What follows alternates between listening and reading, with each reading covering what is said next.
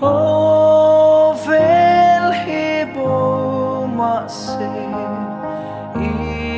Isua kanay en kim dang ai boi makadu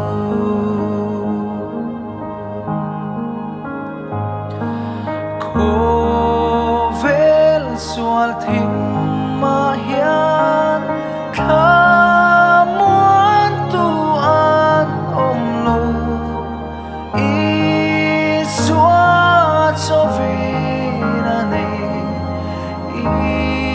Isua kata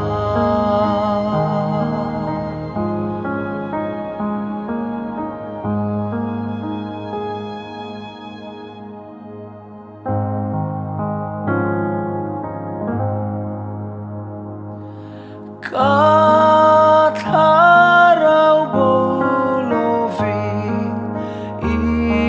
Isua zui la